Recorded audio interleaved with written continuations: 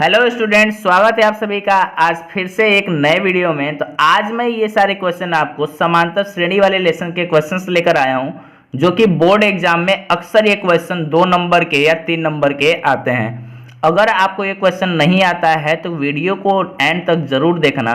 तो चलिए बिना टाइम को वेस्ट किए क्वेश्चन को हम स्टार्ट करते हैं। क्वेश्चन हमको दे रखा है कि 10 और 249 के बीच में 4 के कितने गुणज हैं। तो देखिए, इस क्वेश्चन को करने के लिए मैंने आपको पिछली वीडियो में बताया था कि हमारे पास एक श्रेणी होती है, उस श्रेणी में हम प्रथम पद निकालते हैं। क्या निकालेंगे? पहले प्रथम पद की हमको आवश्यकता पड़ेगी, सार्वंतर की आवश्यकता पड़ती है, पदों की संख्या की आवश्यकता पड़ती है। ठीक, तो देखिए 4 के गुणज पूछ रहा है और 10 से लेकर कितने के बीच में? 249। तो 10 से अगर हम स्टार्ट करें तो 10 के बाद आने वाली पहली ऐसी कौन सी संख्या होगी जो 4 से कटेगी?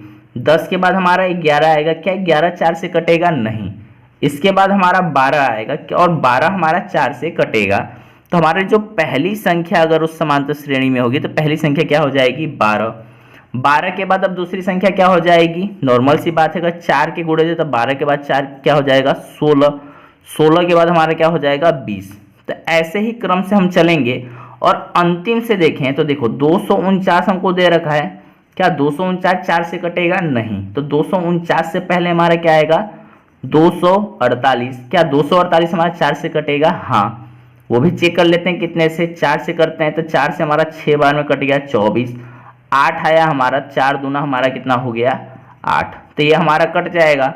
तो लास्ट की जो संख्या होगी हमारी कितनी रहेगी? 248। ठीक, तो ये हमारा क्या बन गया? एक समांतर श्रेणी बन गया। अब देखिए यहाँ पे प्रथम पद जो हमारा होता है, प्रथम पद को हम किससे दर्शाते हैं? ए से। ए का मान हमको कितना दे रखा है? 12। पहला चीज पता चल गया। दूसरे नंबर पे हम सार्वंतर चेक कर लेते हैं। सार्वंतर को हम किससे दर्शाते हैं? डी से। डी का मान बात करें तो मैंने आपको बताया कि हमेशा दूसरी वाली संख्या से पहली वाली संख्या को माइनस करते हैं। 16 माइनस 12, सार्वंतर यहाँ पे हमारा कितना आ गया? 4। ठीक, और किन चीज़ों की पता चलेगी हमारा? देखिए यहाँ पे n का मान हमको, तो यही तो पूछ रहा है कि 10 और 249 की भी कितनी संख्याएं हैं जो 4 से गुणज हैं। तो n का मान हमको क्या करना है? निकालना है यहाँ पे। और चौथा चीज़ हमारा क्या हो गया? an का मान अगर हम बात करें तो an जो है हमारा अंतिम संख्या हमारी कितनी हो रही है? 248। तो an का मान हमारा कितना हो गया?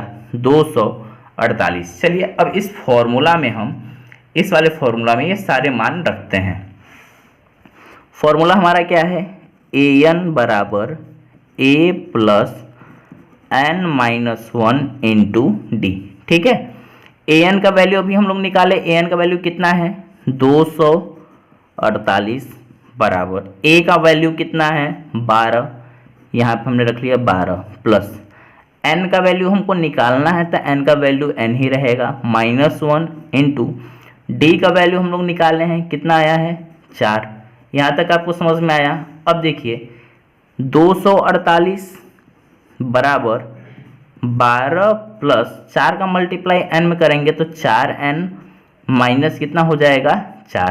ठीक, फिर 248 बराबर, अब देखिए 12 में से इस 4 को हम क्या करेंगे? माइनस कर देंगे तो कितना आ जाएगा? 8 प्लस 4n।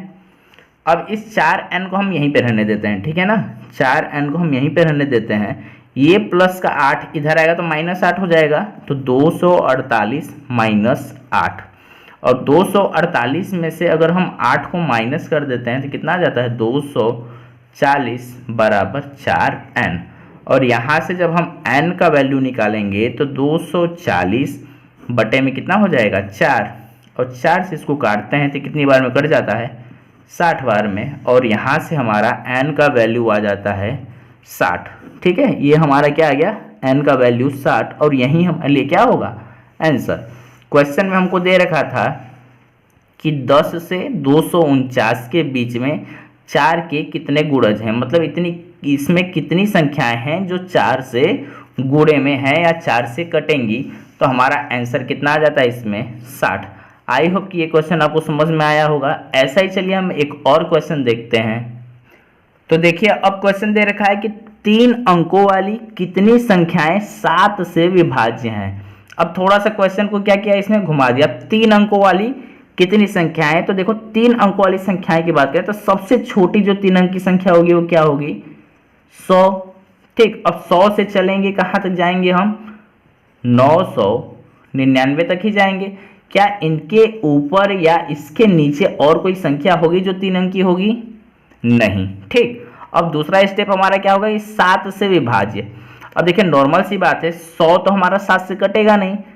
पहली 3 अंक की ऐसी कौन सी संख्या होगी जो 7 से कटेगी, तो देखो इसका हम अप्लाई कैसे करते हैं, कैसे पता चलेगा, 7 से डिवाइड करते हैं। 100 हो गया, 7 एक कम 7, कितना बचा यहाँ पे 3। अब यहाँ पे वो कौन सी संख्या होगी, 2 होगी, 3 होगी, 4 होगी। देखो अगर हम 2 करते हैं तो 32 होगा, 3 करते हैं तो 33, 7 4 करते हैं तो 34। तो 7 से कौन सी संख्या करेंगे जो कट जाएगी, तो यहाँ पे हम करते हैं 5, तो यहाँ 5 आ जाएगा, 7 5 35, और ये पूरा पूरा हमारा क्या हो गया, कट गया। तो यहाँ से हमको पता चलेगा कि जो पहली संख्या होगी वो क्या होगी, 105। इसको हम यहाँ पे लिख लेते हैं साइड में कि जो पहली संख्या होगी वो क्या हो जाएगी, 105। अब 105 के बाद दूसरी संख्या क्या हो जाएगी, 7 से कट रही है तो 105 में 7 को जोड़ दिए, क्या हो गया 112। तीसरी संख्या बात कर लें तो तीसरी संख्या क्या हो जाएगी, 112 में 7 को जोड़ दिए 119। ऐसे ही चलेंगे। अब अंतिम से भी हमको निकालना होगा। अंतिम की संख्या क्या है, 999। क्या 999 7 से कट रहा है, नहीं। इसको भी हम इसी तरीके से निकालते हैं। तो देखो लिख लिए 999, इसको अभी छोड़े रहेंगे हम। इसमें भी 7 से डिवाइड करते हैं, 7 एक कम 7, 2 आ गया 9, 7 चौका 28, 1। अब यहाँ पे हम क्या करेंगे कि वो संख्या यहाँ प्राय कट जाए। तो देखो 8 करेंगे नहीं कटेगा, 7 करेंगे नहीं कटेगा, 6 करेंगे नहीं। लेकिन अगर हम 4 करते हैं तो यहाँ 4 आता है, 7 दूना 14, ये हमारा क्या हो जाता है, कट जाता है। तो लास्ट की जो संख्या रहेगी वो क्या रहेगी, 994। ठीक, यहाँ तक आपको समझ में आ गया। अब जब समझ में आ गया तो देखो प्रथम पद इसमें हमारा क्या दे रखा है, प्रथम पद a बराबर कितना दे रखा है, 105। ठीक, दूसरे नंबर पे हम क्या निकालेंगे, सार्वंतर। सार्वंतर d बराबर, हम क्या करते हैं हमेशा दूसरे में से पहले को माइनस करते हैं। तो 112 माइनस 105, सार्वंतर का मान हमारा कितना आ गया, 7। तीसरे नंबर पे हमसे पूछ रहा है कि कितनी संख्या है, मतलब n का वैल्यू हमसे क्या कर रहा है, पूछ रहा है। और चौथा हमारा क्या है, an मतलब अंतिम मान, अंतिम पद का जो मान है वो कितना है, 994। ठीक, यहाँ तक समझ में आया। अब ये सारे मान हम लोगों ने निकाल लिया, तो इस फॉर्मूला पे इन सारे मान को रखना होगा। चलिए फॉर्मूला लिखते हैं, an बराबर a plus n minus 1 into D. an का वैल्यू कितना है, 994 बराबर a का वैल्यू हम लोग अभी निकाले हैं, कितना है 105, प्लस n का वैल्यू निकालना है -1 इंटू डी का वैल्यू कितना आया, 7। ठीक है, अब इसको सॉल्व करते हैं हम।